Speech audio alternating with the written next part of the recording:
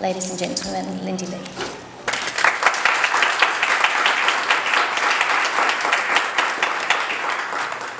Oh, thank you, Tiffany. Very kind words. Okay, so I'm going to start with an anecdote.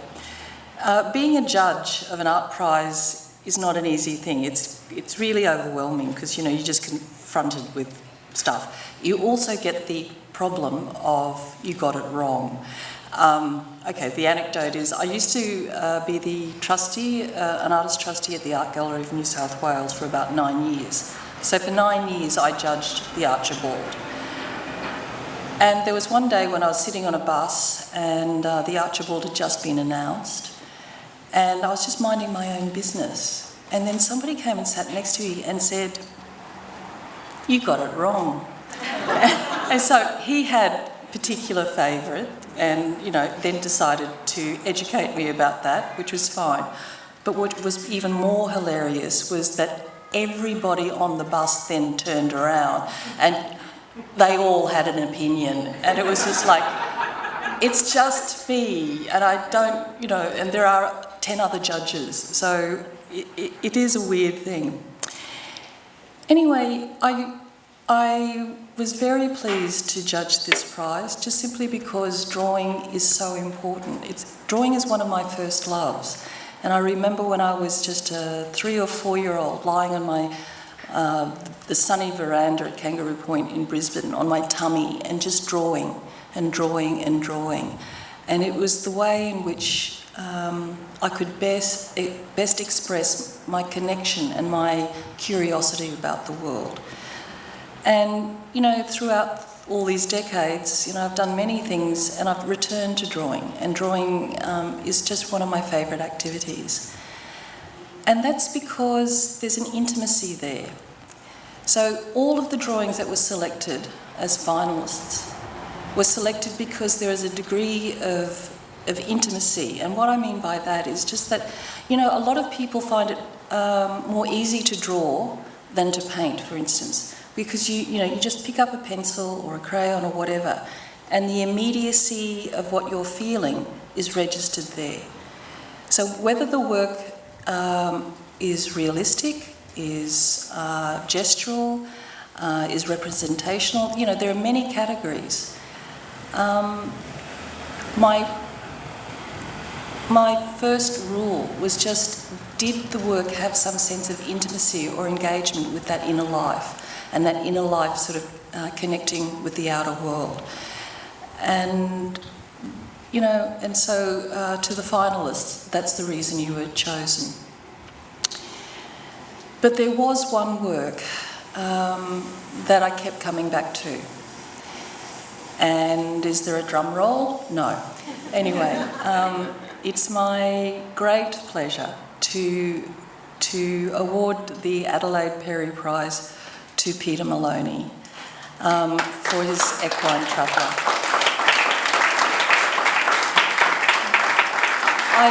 I really loved this drawing because there was even in the incidental splashes and drips, to me there was just this powerful connection to what I'm imagining is Peter's inner psyche, but also that connection with the world as well. And I often like to say that drawing is like, in that intimacy of connection, you're actually participating in the greater world. So the greater world flows through you, comes through you, and then you begin to do your work as an artist. So unfortunately, Peter is too ill to come tonight, but his partner, Mark Bailey, is here to accept in his place. So congratulations to everybody, but particularly to Peter.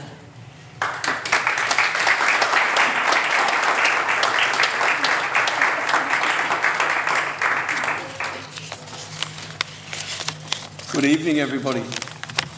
It's really very good to be here. My name's Mark Bailey, and it's my very great pleasure to be speaking with you about Peter Maloney and his work, Equine Traveller. Just as an aside, I'm originally from Queensland, and I attended Brisbane Boys College, which was a Presbyterian and Methodist school, so I've got both bases covered. Pete was excited and genuinely moved when Tiffany Fain contacted him to confirm the award. Unfortunately, he was unable to attend, and consequently, I'm speaking on his behalf. He and I met in 1994, and we've been together ever since. For the last 2 years, we've been spouses. His vocation has always been as an artist, and my life calling has always been as a curator. So we operate pretty well as a team. The term life's journey is widely used to the point it's become a cliche. However, it's crucial to understand Pete's experience of life in order to fully grasp the significance of this drawing. As a young man, he travelled widely across Australia, through Asia and Europe, before landing in London in 1978 for the obligatory rite of Australian passage. His journeys can truly be described as both adventurous and peripatetic. So, the concept of travelling is central to an appreciation of Pete's work. For further reference on this issue, I encourage you to visit the exhibition Perspectives on Place, which opened at the Museum of Contemporary Art today, and I was there myself this afternoon. Pete's work has been sensitively contextualised with other works from the MCA collection in this beautifully curated display.